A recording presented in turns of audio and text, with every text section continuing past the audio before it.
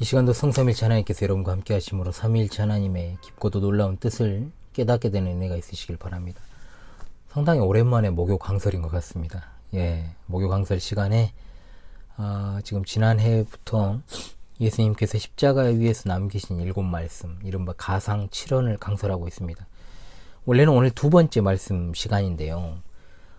제가 보니까 두 번째 말씀을 갖다가 제가 지난 9월 추석 작년에 추석 강설로 했더라고요. 제가 그 두 번째 말씀. 그래서 두 번째 말씀을 궁금해 하시는 분들은 그때 그 강설을 보시면 되겠습니다. 제가 링크를 걸어 놓겠습니다.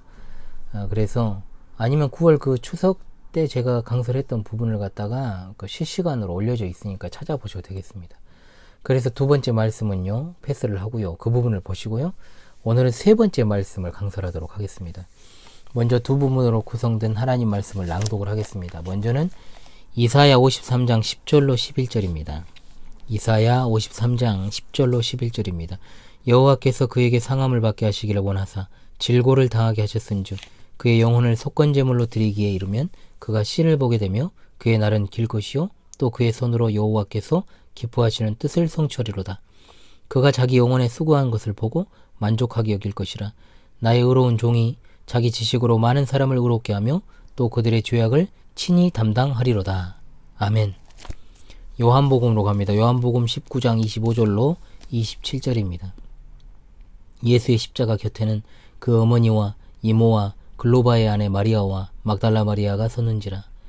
예수께서 자기 어머니와 사랑하시는 제자가 곁에 서 있는 것을 보시고 자기 어머니께 말씀하시되 여자여 보소서 아들이니이다 하시고 또 그 제자에게 이르시되 보라 내 어머니라 하신대 그때부터 그 제자가 자기 집에 모시니라. 아멘. 자, 우리가 항상 기억해야 될 것이 있죠. 하나님의 계시가 완성된 시대를 살아가는 신약의 성도들은 매주가 부활주일이고요. 매주가 성령 강림절이고요. 매일매일의 삶이 우리를 구원하신 하나님의 은혜로 인한 감격으로 충만한 삶입니다. 또한 매일의 삶이 십자가의 삶이 되어야 됩니다. 그런 가운데 오늘 함께한 이 귀한 말씀은 십자가에 못 박히신 예수님께서 세 번째로 하신 유언입니다. 우리 주님이 두 번째 말씀을 하신 후에 얼마의 시간이 흘렀는지는 알 수가 없습니다. 정확히는 알 수 없다는 것이죠. 주님은 끔찍한 고통을 견디시면서 세 번째 말씀을 주시려고 입을 떼십니다. 앞선 두 번의 말씀은 자신을 못 박은 자들, 강도를 향하신 용서와 죄사함에 관한 구원의 말씀이었습니다. 세 번째 말씀은 육신의 어머니 마리아와 제자 요한에게 주신 말씀이죠. 각자에게 한마디씩 하셨습니다. 마리아에게는 여자여 보소서 아들입니다. 요한에게는 보라 내 어머니라 말씀하십니다. 얼핏 보면 그냥 굉장히 사적인 대화처럼 보이죠, 여러분. 그러나 과연 아무런 의미 없이 성경에 주님이 하신 말씀이 기록되어 있을까요? 그렇지 않습니다. 이 세 번째 유언 안에는 그야말로 놀라운 진리가 담겨 있음을 기억하십시오. 십자가 아래에서 살아갈 전 시대에 걸친 교회와 그리스도인들에게 주실 메시지가 담겨 있기 때문입니다. 특별히 우리 주님의 세 번째 유언은 오로지 요한복음에만 기록되어 있습니다. 굉장히 중요한 의미를 갖죠. 그 사실을 직접 목도하고 기록한 사람이 누구니까요? 요한이기 때문입니다. 그래서 요한은 이렇게 증언합니다. 예수께 이르러는 이미 죽으신 것을 보고 다리를 꺾지 아니하고 그중 한 군인이 창으로 옆구리를 찌르니 곧 피와 물이 나오더라. 이를 본 자가 증언하였으니 그 증언이 참이라. 그가 자기의 말하는 것이 참인 줄 알고 너희로 믿게 하려 함이니라. 이를 본 자가 누굽니까? 요한입니다. 성경은 먼저 예수님께서 이 말씀을 유언으로 남기시기 전까지 상황을 갖다가 기록하고 있습니다. 누가복음 23장 26절에 자세하게 나와 있어요. 그들이 예수를 끌고 갈 때 시몬이라는 구레네 사람이 바보들이 계란장수라고 말하는 이 구레네 사람, 계란장수 아니에요. 어디 소설에 나오는 이야기를 하고 있어요. 시골에서 오는 것을 붙들어 그에게 십자가를 지워 예수를 따르게 하더라. 부활절에 계란 나누게 하려고 자꾸 구레네 사람 시몬이 계란장수였답니다. 또 백성과 및 그를 위하여 가슴을 치며 슬피 우는 여자의 큰 무리가 따라오는지라.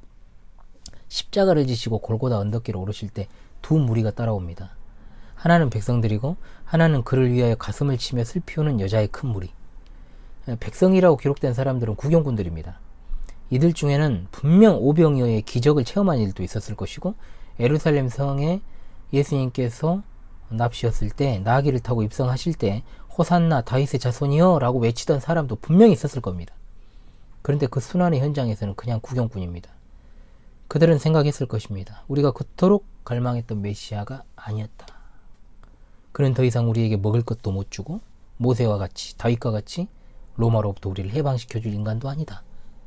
이게 뭐야? 하면서 긍휼과 자비와 사랑 다 잊어먹어버린 거죠. 그리고 그의 치유받고 교제하고 위로받았던 것 아무 소용없습니다. 그저 십자가에 이 사람이 어떻게 죽는지 구경하기 위해서 따라가는 자들이었습니다. 그리고 한편에 가슴을 치고 슬피 울며 따라가던 여인들, 구경꾼들의 틈바구니에서 슬퍼하지 않고는 예수님을 따를 수 없는 자들이 있었습니다. 그것은 실로 예수님을 깊이 있게 사랑하지 않고는 할 수 없는 행동이었죠. 이제 주님께서 십자가에 못 박히시고 높이 달리셨습니다. 그 무리마저도 이제 흩어져 돌아갔고, 로마 군인들은 예수님이 숨지시기만을 기다리면서 제비뽑기를 하고 주님의 겉옷을 나누고 있었습니다. 그 가운데서 이 여인들은 십자가 바로 아래 주님과 대화할 수 있는 자리까지 왔던 겁니다. 찢어져가는 그 마음을 부여잡고 그 아래 섰던 여인들, 우리는 십자가를 아무런 감정 없이 쳐다보잖아요. 사실 골고다 언덕에 갈보리 십자가, 거기에 매달리신 주님을 바라보는 이 여인들의 마음은 어떻겠습니까? 고통 그 자체였겠죠. 우리도 마찬가지입니다. 우리 심령이 주님을 사랑하는 마음으로 가득 차면 십자가는 우리 기쁨이 되기 이전에 슬픔의 이유가 되고 고통의 이유가 되는 겁니다. 하나님이 이루신 그 위대한 구원이 우리에게 기쁨과 감격으로 다가오기 전에 하나님의 아들이 그 무시무시한 고통의 십자가를 지지 않으면 안 되었다. 주님께서 팔복의 말씀을 주실 때 베세다 광야에서 떡 5개와 물고기 2마리로 기적을 행하시던 일, 막달라 마리아는 7 귀신이 들려서 소망 없이 살아갈 때 주님이 찾아오셔서 악한 귀신을 쫓아내 주시고 구원해 주셨습니다. 완전한 새로운 삶을 살게 되었죠. 예수 그리스도로 인해서 새 생명을 얻었기 때문에 그분을 섬기고 그분의 뒤를 따라가는 것 외에 소망이 없던 그녀들에게 십자가에 힘없이 달려 계신 우리 주님을 보는 것이 얼마나 고통스러운 일이었을지는 상상도 되지 않지요. 그러면 그 많은 사람 다 어디로 갔을까요? 도대체 다들 어디로 갔기에 그렇게 예수님만 등장하시면 구름대처럼 몰려다니던 사람들이 어디로 가고, 여기 정확하게 십자가 아래 있는 사람들이 5 손가락에 꼽을 정도밖에 되지 않는 것일까요? 사랑이 없이는 고난의 현장에서 아픔 같이 못합니다. 기쁠 때는 함께해도 슬플 때는 함께 못하죠. 떡과 물고기를 무료로 주는 현장에서는 함께합니다. 병든 자를 고치는 기적의 현장에는 구경삼아 동참합니다. 비바람이 몰아치고 폭풍우가 몰아치고 그 모든 것을 명령하여 잠잠하게 하실 수 있는 주님 곁이라면 누구라도 함께 있을 수 있습니다. 자기가 필요로 할 때 주님을 찾아갈 사람은 너무나도 세고 셌죠. 그러나 주님이 우리를 필요로 하실 때 곁에 있는 사람은 너무나 적다는 것. 십자가 아래 누가 있어요, 여러분? 보십시오. 여러분 본문을 보고 있잖아요. 고난을 받으실 때 주님과 함께 죽으러 가는 길에 함께 선 자들은 역사적으로도 늘 소수였어요. 극소수였죠. 경건도 열심도 지식도 봉사도 헌신도 사랑, 그것이 없으면 아무것도 아니에요. 사랑 없으면 아무것도 아니에요. 이 시대 교회가 진짜 십자가를 바르게 쳐다보고 있다면 이토록 교회가 성장하고 부흥했다고 하면서도 세상으로부터 욕을 먹고 이렇게 많은 비난을 받았을까요? 종교활동하는 사람은 많아도 신앙생활하는 사람은 없습니다. 분주한 사람은 많아도요, 하나님의 은혜에 감동받은 사람은 없어요. 사역한다는 사람들조차도 일에 미치고 성공에 미쳐있는 사람 많죠. 그런데 주님의 사랑을 진짜로 그 자체로 감격하는 사람, 정말 눈을 씻고 찾아보기 힘듭니다. 오랜만에 만난 목회자들 한다는 소리, 교회에 사람은 좀 불었어? 안 만나죠. 그래서 목사들 어떻게 생활은 연명해 가요? 월세요? 전세요? 건축했어? 지하요? 2층이요? 3층이요? 확 그냥 진짜 좀 심한 뺨을 거들고 싶습니다. 응? 이런 질문을 해도 오늘 주님 앞에 내가 끝까지 신실하다가 충성을 다하다가 죽어도 주님 만나러 가니 힘내십시오 목사님. 바른 정도를 걸어가다가 실현 당해도 그것이야말로 우리 주님이 기뻐하시는 길입니다. 주님은 우리를 위해서 죽으러 오셨습니다. 우리도 마땅히 그분을 위해 죽어야 되지 않습니까? 물질이 없고 외롭고 힘들어도 고립돼 있으셔도 십자가의 주님만 바라보십시오. 라고 말하는 인간이 하나도 없습니다. 저는 말해줬어요. 그렇게. 어쩌다 이 지경까지 왔는지 모르겠습니다. 그런 인간들을 안 만난 지도 지금 5년이 다 돼가거든요. 사역자들이 이 정도면 그 밑에서 배운다는 성도들은 말 다 한 거 아니에요? 그러니까 이제는 분노를 넘어서 그냥 슬프고, 슬픔을 넘어가지고 그냥 아프고, 아픔을 넘어서 그냥 괴롭고, 괴로움을 넘어서 그냥 처연해지고 있습니다. 시간이 지나니까요. 시청자 성도리시여, 십자가에 가장 뚜렷이 새겨놓으신 하나님의 사랑 앞에 기쁨의 눈물도 슬픔의 흐느낌도 없는 우리가 진짜 그리스도인이라는, 즉 우리가 믿는 그 하나님의 이름을 갖다가 호칭으로 달고 다니는 것은 그리스도인밖에 없다니까요. 그리스도교밖에 없어요. 부끄럽죠. 진짜 우리가 그분을 사랑하고 있는 것일까? 그렇게 좋으신 주님을 기뻐하고 즐거워하는 일이 없이 우리가 무엇을 바라며 도대체 교회에 이날 이때까지 출석하고 있는 것일까요? 교회 안에는 실상 십자가의 사랑을 잃어버리고 인식도 못하고 불신자와 똑같은 삶을 살아가는 그런 사람 많아요. 그저 빗나간 열심으로 자기 상처받은 심령 달래고 살아가는 사람이 차고차고 넘칩니다. 십자가 사랑으로 삶의 열심을 내야 됩니다, 여러분. 십자가 사랑으로 교회 생활을 해야 되죠. 빗나간 열심 가지고 아무리 자신의 심령을 달래고 또 달래도요, 그거는 오히려 형식적 종교의 틀에 갇힌 이 코로나 시국 이후에 더 많이 생겨버린 가나안 신자하고 다를 게 없어요. 기억하십시오. 십자가에서 말씀하신 세 번째 말씀, 유언은 예수 그리스도를 진심으로 사랑함으로 십자가 아래까지 함께한 자들에게 주신 유언이었다. 얼마나 엄청난 특권입니까? 들을 귀 있는 자는 들으실 줄로 믿습니다. 이 시간 십자가 아래 서 있던 그때 그 여인들과 같이 이 말씀이 온 세상과 모든 시대의 교회와 성도들에게 주신 말씀으로 21세기 그 가운데서도 2023년 새해를 맞이한 우리 광주 신실한 교회 성도들과 이 채널을 시청하시는 모든 성도들 위해 정말로 충만하게 임할 수 있기를 원합니다. 정말로 십자가 사랑에 사로잡힌 여러분의 삶이 되기를 바랍니다. 아멘. 자, 마리아에게 하신 말씀, 우리에게 주신 가르침을 상고해야 되겠죠. 첫 번째입니다. 우리 믿음의 깊이는 무엇일까? 성경을 많이 읽는 걸까요? 기도 시간을 많이 갖는 것입니까? 아니죠. 십자가 가장 가까이 서 있는 사람이 가장 깊은 믿음을 가진 사람입니다. 차갑디 차가운 종교적인 틀만 남은 이 시대 십자가 어떻게 돼버렸죠? 어떻게 변경돼 버렸습니까? 왜곡돼 버렸습니까? 나를 치료하는 십자가, 나를 위로하는 십자가, 나를 평안하게 만들고 나를 기쁘게 만드는 이 시대의 십자가, 나만의 십자가, 나를 위한 십자가, 나에 의한 십자가, 그 이상도 이하도 아니에요. 그러나 주 33년 4월 지금으로부터 2000년 전 골고다 언덕의 십자가 아래 서 있던 여인들에게 이 십자가는 고통의 십자가, 아픔의 십자가, 어떤 소망도 기쁨도 발견할 수 없는 절망의 십자가였습니다. 그것은 단지 죽음을 불러오는 십자가였습니다. 조금 있으면 다가올 이별의 십자가였습니다. 먼저 십자가 아래 예수님의 육신의 어머니 마리아를 생각해 보십시오. 얼마나 가슴이 찢어졌겠어요. 우리 주님을 잉태하여 낳았을 때로 가볼까요? 누울 자리가 없어가지고 말 구에다 누워놨잖아요. 응? 그런 아픈 내 아들.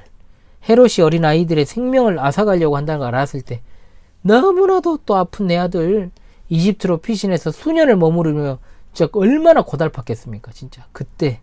그런데 이제는 사람들한테 경멸당하고 무시당하고 수치당하고 조롱당하는 모습을 볼 때 얼마나 영혼이 갈래갈래 찢기는 아픔이 없었겠어요. 그런데 이것은 일찍이 이스라엘의 위로를 기다렸던 시므온이 예언한 내용이었다는 거죠. 누가복음 2장 34절, 시므온이 그들에게 축복하고 그의 어머니 마리아에게 말하여 이르되, 보라, 이는 이스라엘 중 많은 사람을 패하거나 흥하게 하여 비방을 받는 표적이 되기 위하여 세움을 받았고 또 칼이 내 마음을 찌르듯 하리니 이는 여러 사람의 마음의 생각을 드러내려 함이니라 하더라. 칼이 내 마음을 찌르듯 하리니 이는 여러 사람의 마음의 생각을 드러내려 함이니라. 이상한 말이잖아요. 자, 아이가 탄생했는데 이런 말을 해요, 시므온이. 응? 마리아가 처음에 들었을 때 얼마나 이상하게 들었을 거예요. 이 일은 그런데 너무나 정확하고 비극적으로 일어난 거예요. 십자가에서 시므온을 통한 하나님의 말씀이 이루어진 겁니다. 우리 주님의 유아기, 그리고 어린 시절, 그리고 공적 사역을 하시는 내내 마리아에 대한 언급이 거의 없습니다. 일평생을 그냥 그늘로 살았어요, 마리아가. 그러나 지금의 아들의 고난이 극에 달하는 시간에 세상이 그녀의 배에서 나온 아이를 내치고 못을 박았을 때 이제 십자가 아래 서 있는 마리아를 조명하고 있는 것입니다. 시므온이 예언했던 그 칼이 서서히 마리아의 영혼을 관통하고 있을 슬픔과 고통의 시간을 누가 상상이나 하겠습니까? 신경질을 내거나 바라가지 않습니다. 여인의 약함을 보이지도 않습니다. 정신을 잃었다거나 나오지도 않죠. 사복음서 어디에도 그녀의 입에서 나온 말이 기록되어 있지 않습니다. 눈물만 하염없이 흘렸겠죠. 잔인한 가시에 찔린 이마에서 피가 흘러도 얼굴을 닦아줄 수 없습니다. 못 박힌 손과 발이 마비가 되고 멍드는 것을 봐도 어루만져줄 수 없어요. 아들의 목마름을 느꼈지만 갈증을 풀어줄 수 없습니다. 괴로움의 극치. 어떻게 그녀가 이런 어떤 모습을 보일 수 있었을까요? 로마교가 말하는 것처럼 그녀가 하나님의 어머니라서요? 신적인 존재라서요? 웃기고 있죠. 눈앞에서 죽어가는 이가 단지 자신의 아들 예수가 아니라는 것을 알았기 때문에 가능한 겁니다. 주님은 지금 마리아의 아들로 죽어가시는 게 아니고 인류 가운데 구세주로서 죽음의 고통을 겪고 계신 것이고, 그 죽으심은 단지 육신의 죽음이 아니라 부활과 세상의 소망을 향한 구원의 소망이었다는 것을 알았기 때문입니다. 주님이 이윽고 세 번째 유언하십니다. 여자여 보소서 아들이니이다. 말없이 눈물만 흘리고 있었을 육신의 모친 마리아를 불렀습니다. 예수님께서 여자여. 비록 하나님의 아들이시지만 육신으로서는 자신을 낳아준 어머니에게 예수님이 여자여 라고 부르고 계십니다. 사실 사복음서의 기록 중에는 예수님이 주님께서 어머니라고 부른 기록이 없어요. 그렇다고 주님이 평소에 마리아에게 엄마 안 했다는 말이 아니에요. 사악한 로마교가 마리아를 우상하는 것을 미리 내다보시고 이를 뒷받침할 만한 단어를 사용하시지 않은 거죠. 우리가 이렇게 봐야죠. 주님이 마리아를 여자로 부르신 것이 복음서에 2번 나옵니다. 2번 모두 요한복음입니다. 요한은 그리스도를 하나님의 아들로 기록하고 그 모든 인간관계를 초월하시기 때문에 여자로 부르는 건 완벽한 일치를 이루고 있습니다. 사실 그런 사실을 모르면 어머니를 여자로 호칭하는 것이 적합하지 않게만 보일 거예요. 그러나 여러분, 이것은 단지 그렇게만 이해할 성질의 것은 아닙니다. 이 짧은 한마디 말씀 속에 얼마나 마리아를 향한 사랑과 인간적 배려가 많으신지 몰라요. 아브라함이 이삭을 번제로 바치기 위해서 불과 칼을 들고 걸어갈 때 이삭이 묻잖아요. 내 아버지, 불과 나무는 여기 있는데 번제할 어린 양은 어디 있어요? 라고 사랑하는 아들이 물었을 때 아브라함의 마음이 어떻겠습니까? 참으로 찢어지는 듯 아팠을 것은 분명한 사실입니다. 소중한 아들 예수님께서 저주의 사형틀, 십자가에서 흉악한 강도들 사이에서 같은 불의로 낙인 찍힌 채로 처참하게 죽어가는 모습을 보고 있는 어머니의 마음을 어찌 짐작이라도 하겠어요. 애써 슬픔을 억누르며 조용히 흐느끼며 슬퍼하는 마리아에게 만약에 예수님이 엄마라고 했다고 생각해 보십시오. 그럼 어떻게 됐습니까, 여러분? 본물 터지던 눈물이 쏟아지고 말았겠지요. 당연한 것 아닙니까? 자신을 낳아준 육신에 묻힌 마리아를 위로하려고 여자여 라고 부르신 주님, 상한 심령을 돌보신 우리 주님의 그 놀랍고도 결코 이해할 수 없는 배려를 보게 되는 겁니다. 예수님의 그 사랑, 예수님의 육신은 진정 너덜너덜 정말 찢기고 부서졌어도 마리아가 받을 그 마음의 상처를, 인생의 약하고 여린 부분을 정말 너무나도 깊이 있게 이해하시는 우리 주님이십니다. 그 사랑을 생각하십시다. 마리아에게 그친 게 아니고 우리 같은 죄인들에게도 그 사랑은 계속되고 있습니다. 마리아에게 여자여 보소서 아들입니다. 이 하신 주님이 우리 주님이십니다, 여러분. 우리 이력서에는 오로지 십자가 사랑이 있어야 되잖아요. 주님의 십자가 사랑으로 빚진 것 외에는 우리가 주님께 드린 게 없잖아요. 한 번도 그런데 우리를 외면하지 않으시고, 내가 정말 제멋대로의 길을 걸어가고 있을 때에도 주님이 없는 것처럼 살았을 때도 있었고, 정말 추접스럽게 살고 옆길로만 가려고 했을 때도 상황 갈대와도 같은 심령, 얼음덩이 같은 우리 마음을 녹여서 이 자리로 불러주시고 그 십자가 아래 서 있게 하신 이가 바로 주님이십니다. 이 부족한 종이, 이 연약한 종이 항상 과거를 떠올릴 때면 돌아가고 싶은 때가 딱 한 군데 있습니다. 언제냐? 다름 아닌 초등학교 시절입니다. 왜 돌아가느냐? 고생 없고 생각 없이 뛰놀기만 하던 시골 학교 다니던 시절이 그리워서? 아닙니다. 지금까지 살아온 것이 정말 주님의 크신 은혜입니다만, 정말 다시 돌아갈 수만 있다면 정말로 제가 예수님 제대로 믿고 우리 주님 마음 덜 상하게 하고 돌아가지 않고 삥삥 빨리 주의 종이 더 빨리 돼가지고 지금보다 더 큰 열심과 열정과 십자가의 뜨거운 사랑으로 일찍 불타올라가지고 주님의 일을 하고 싶어서요. 그래서 돌아오고 싶은 거예요. 버린 시간이 너무 아깝고, 주님 없이 주님 외면한 채 살았던 지난 날을 떠올리면 부끄럽고 창피하고, 성도들 앞에 서서 말씀을 전해도 사실은 그러잖아요. 어느 정도 제가 처음 가상칠언에 대한 설교를 했을 때도 한참 전이었습니다만, 그때에 비해서 지금 그러면 덜 부끄럽고 창피하냐? 아니에요. 여전합니다. 오히려 더 창피하고 양심의 가책도 죄책감도 상당하죠. 정말로 설교자로서 더 활활 불타올라가지고 주님께 영광을 돌릴 수 있었을 텐데 라는 생각을 연약한 심령인지라 때때로 하곤 합니다. 후회 없는 인생이 없죠. 그러나 십자가 아래에 있는 자들에게 주시는 이 음성이 지금 이 말씀을 듣고 계신 여러분에게 온전하게 전달이 되어서 우리 주님 앞에서 후회 막급의 삶을 살아가지 않기를 바라는 마음이 간절합니다. 세월이 흘러 인생에 남는 건 회한입니다. 회한. 어떤 회한입니까? 더욱더 주님을 위해 최선을 다해 살지 못한 회한만 남아야죠. 그저 내 목표한 바를 이루지 못한 것에 대해 회한은 불필요한 거예요. 고난의 피로 얼룩진 얼굴로 마리아를 바라보시면서 차마 어머니라, 엄마라고 부르지 않으시고 여자여라고 부르시는 주님의 음성. 아무리 다이아몬드 같은 심장을 가진 사람도 그 음성 앞에 녹지 않을 자가 있겠습니까? 가장 강팍한 죄인이라도 예수님의 사랑 앞에 엎드려 울지 않을 자는 없습니다. 30여 년 동안 마리아를 40년 가까운 시간 동안 어머니로 모시고 살았던 우리 주님께서 이제 우리 주님, 이 세상에 혈육에 매여 있을 수 없는 만왕의 왕, 모든 사람을 이은 구원자가 되신 보여줍니다.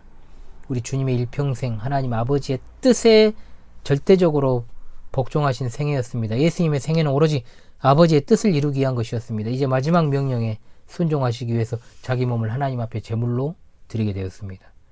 지금 마리아의 아들이 아니에요. 하나님의 아들로 십자가에 달리신 거예요. 주님은 말씀하십니다. 보소서 아들이니이다. 여기서 아들이 주님을 가리키는지 제자 요한을 가리키는지 의견이 좀 엇갈립니다.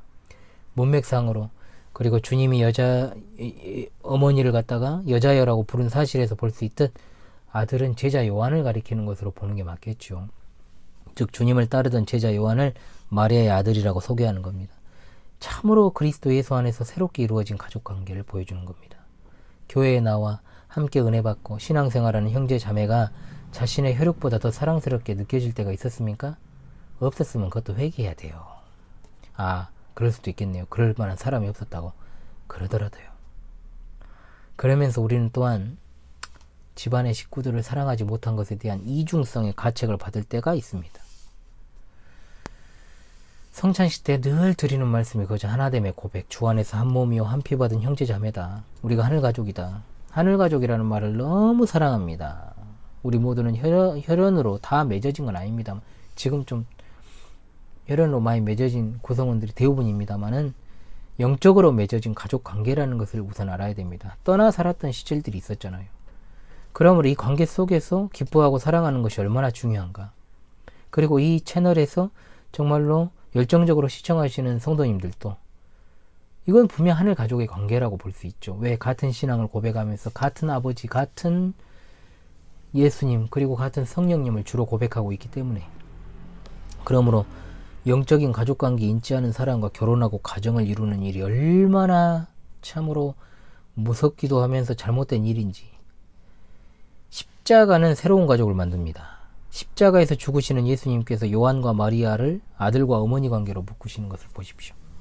십자가에 감격이 있는 교회에 형제사랑이 진짜 있고요. 그 은혜가 사라진 곳에는 세상 사랑과 음란만 있습니다. 십자가로 맺어진 가족관계에 감격을 하고요. 교회의 참된 하나됨을 이루어가는 우리 시청자 성도들 되시기 바랍니다. 아멘. 자, 두 번째로 요한에게 주신 말씀 보십시다. 하나님의 손에 고난받으신 주님의 고통을 제외하면 그 고난 가운데 진짜 쓰라린 부분이 제자들이 토낀 거잖아요. 배신. 마태복음 26장 55절 56절 제자들이 다 예수를 버리고 도망했다고 나오죠. 한두 제자만 간 게 아니고요. 싹 다 도망쳤어요. 응? 개인적으로 주님께 그토록 사랑받은 요한도 도망갔어요. 그러니까 우리는 베드로를 항상 좀 정죄를 많이 하잖아요. 3번이나 저주하고 부인했다고. 그런데 요한도 똑같아요. 똑같습니다. 그러나 이것은 분명 성경의 예언대로 이루어진 일이었어요. 예수께서 제자들에게 이르시되 너희가 다 나를 버리리라. 이는 기록된 바 내가 목자를 치리니 양들이 흩어지리라 하였습니다. 정확히 응했습니다. 다 도망갔어요. 토꼈어요. 제자들은 잡히시던 날 밤에 물과 피를 남김없이 흘려서 모든 죄를 대속하시기 위해서 기도로 그냥 땀방울이 핏방울이 되도록 기도하시는 그 와중에도 졸고 자빠졌었잖아요. 사실. 그러니까 주님이 끌려가실 때 다 도망갔죠. 토꼈죠. 슬프게도 요한복음 18장 19절에 대제사장이 예수님을 신문하면서 제자들의 수가 몇이고 그들이 지금 어디 있는지를 물어요. 왜 그들은 주인을 버리고 도망했고 어려움이 닥치니까 예수님만 혼자 남겨두었는가? 이 질문에 대답을 안 하십니다. 제자들이 예수님께 감정이 상해서 버려버렸어요. 예수님. 오늘 밤에 너희가 다 나를 버리리라고 했을 때 이 말은 헬라어로 참 놀랍게도 정내미가 뚝뚝 떨어진다는 뜻입니다. 그런데 그 중에 요한이 돌아왔습니다. 요한이 먼저 회개한 거죠. 무덤에서 일어나 승리하시기 전 11 제자 중 한 사람이 주님을 찾았다는 사실 참으로 고무적이긴 해요. 요한은 다른 제자들과 똑같이 실패하고 주님 버렸습니다. 그 순간에 모든 제자들 중에 그런데 가장 먼저 돌이켜서 십자가 언덕으로 달려왔습니다. 눈물 흘리면서 사람들을 헤집고 달려왔을 것이에요. 그러나 말 수 있는 일이 있습니까? 없죠. 죽음이 두려워 도망갔던 그가 어떻게 말할 수 없는 고통 가운데 죽어가시는 주님 앞에 제대로 설 수 있겠습니까? 십자가 앞까지는 왔지만 아무 말도 못하고 그저 눈물만 흘리고 있었을 것입니다. 잠시라도 주님을 버렸다는 후에 고난당하시는 주님의 모습을 대하는 아픔, 주님은 계속 침묵하고 계십니다. 요한에게 우리식으로 따지면 야 이 자식아 왜 이제 와? 말을 말자. 너희 같은 새끼들을 데리고 다닌 내가 바보지. 이렇게 나무라지 않으셨다는 겁니다. 이건 우리 생각이죠. 조금만 상대가 열받게 해도 안면 몰수하고 들이받아버리는 게 우리 아닙니까? 얼마나 참 부끄럽습니까? 이미 주님은 그 모든 요한의 후회와 뼈아픈 회개까지도 아시는 하나님이십니다. 바로 그때 주님이 요한에게 말씀하십니다. 보라 내 어머니라. 그 자리에서 요한을 가리켜서 사도다 제자다 이렇게 칭하지 않으시고요. 그저 아무런 호칭 없이 부르셨어요. 예수님이 이 같은 배려가 그에게는 위로죠. 실패한 요한을 향해서 주님이 회복의 메시지를 던지신 거니까요. 그런데 이것을 어떤 이들은 말합니다. 요한에게 어머니 생계를 부탁했다. 그러나 곧이어 부활하시고 승천하심으로 하나님 우편에서 온 세상과 만물을 다스리실 분이 한 여자의 생계가 염려돼가지고 요한이 얼마나 가난하지? 가난한 요한에게 자기 어머니를 부탁했을까요? 그런 소리를 왜 할까? 인간적인 해석이죠. 예수님이 가지신 관심은요, 마리아의 생계가 아니고요, 예수님을 버리고 실패했던 요한에게 자신의 마음을 보이신 거예요. 남다른 사랑을 특별히 받았잖아요. 주님이 사랑하시는 제자라고 소개되잖아요. 요한이. 주님을 버렸던 자책과 아픔으로 찔려있을 그 요한으로 하여금 실패를 뛰어넘어서 관계의 회복으로 나아오게 만들어 주신 겁니다. 하나님의 사랑을 많이 받으신 시청자 여러분, 때로는 신앙적 실패에도 여러분들이 경험했고 경험하시리라 봅니다. 주님의 사랑을 많이 받아도 우린 너무나 연약한 그릇이잖아요. 깨지기 쉽잖아요. 어처구니 없이 깨지고 마는 그런 나약한 그릇들. 주님의 사랑을 받은 사람들이 넘어지지 않고 더욱더 주님만 사랑하고 살면 얼마나 좋겠습니까? 우리 열심과 지식과 헌신에 상관없이 넘어질 수 있어요. 그러니까 우리는 끝까지 주님만 붙들고 주님의 도우심 없이는 살아갈 수 없는 존재들입니다. 넘어지지 않을 수는 없어요. 그러나 실패했을 때 돌이키고 달려온 요한과도 같이 십자가 앞에 머리 숙이고 참여하는 용기 결단은 필요하다는 거죠. 우리 사랑은 실패하지만 하나님의 사랑은 절대 실패 안 하니까요. 우리 마음속에 이 놀라운 십자가의 사랑에 이 감격이 떠나지 않아야 되는 이유, 왜 십자가를 강조하고 또 강조하는가? 십자가의 치료제가 왜 중요한가? 여기 있습니다. 우리 영혼은 그 보혈에 적셔지는 것이고 그 사랑 앞에서 눈물을 흘릴 때 안전해요. 십자가에 달려 죽으시면서까지도 십자가 아래 서 있는 요한을 긍휼히 여기시고 회복의 손길을 내미시는 우리 주님의 모습 속에서 우리는 담대한 소망을 얻게 되는 겁니다. 요한이 돌아왔을 때 우리 주님이 얼마나 기뻐하셨을까요? 십자가 아래 서 있을 때 이미 용서하시고 그 관계를 새롭게 해주신 우리 주님께서 이미 용서하신 그 사랑으로 우리를 바라보고 계십니다. 가장 먼저 달려온 그를 십자가에 죽으시는 최후의 장면을 증언하는 자로 증인으로 삼으셨습니다. 아멘. 가장 먼저 회개한 그를 하나님의 계시를 마무리하는 요한 계시록의 기록자로 사용하셨음을 여러분 믿으시기 바랍니다. 아멘. 사랑하는 시청자 여러분, 여러분의 현재 영적 상태는 어떠합니까? 혹시 침체에 있습니까? 저부터도 자유롭지가 못해요. 한때는 굉장히 뜨겁다가 지금은 조금 정체되거나 식었습니까? 여러분 당연히 받은 구원입니까? 갈보리 언덕에서, 골고다 언덕에서 요한을 불러주시는 그 음성 들으십시오. 보라 내 어머니라. 여러분으로 하여금 살아가게 하는 것이 그리스도의 심장입니까? 어쩌면 여러분 가운데는 갈릴리로부터 와가지고 골고다 십자가를 따라온 슬피 우는 여인처럼 주님을 참으로 사랑하며 살아가는 분도 있을 것이고, 또는 십자가의 보혈로 온몸을 적시며 살아가는 분도 있을 것입니다. 아니면 요한과도 같이 실패한 분들도, 매번 넘어진 분들도 있을 수 있어요. 성경은 실패한 자를 또 부르십니다. 채찍과 매맞으실 때, 고난당하실 때 함께 있지 못했지만, 비록 사형 언도 받으실 때 변호하지 못했지만, 골고다 언덕으로 돌아왔을 때 주님은 요한에게 과거를 묻지 않으셨습니다. 회개한 베드로에게 내 양을 치라고 하셨던 것처럼, 사랑하는 요한아, 내 육신의 어머니를 부탁한다. 우리가 어떤 형편에 있든지 우리 소망은 오직 그리스도십니다. 십자가 앞으로 달려 나오는 사람들이 되십시다. 하나님께서는 그 십자가에서 우리를 회복시켜서 오직 십자가만을 사랑하는 사람들로 고쳐주십니다. 누구든지 돌이키고 십자가 앞으로 나오는 자들을 영광스러운 능력으로 새롭게 하사 어둠의 세상에서 이 피 묻은 십자가의 사랑을 온 사람으로 전하는 거룩한 성도들이 되게 하시는 우리 주님이십니다. 십자가 앞에서 회복되어서 불꽃처럼 타올라 십자가를 증언하는 그러한 증인의 삶을 살아가는 우리 시청자 성도들, 우리 모든 성도들 되시기를 간절히 바랍니다. 2022년도 그렇게 보냈고 2023년도 변함없이 그리스도의 십자가를 증언하는 증인의 삶이 되기를 간절히 소망합니다. 우리 주님 곧 오십니다. 할렐루야. 아멘.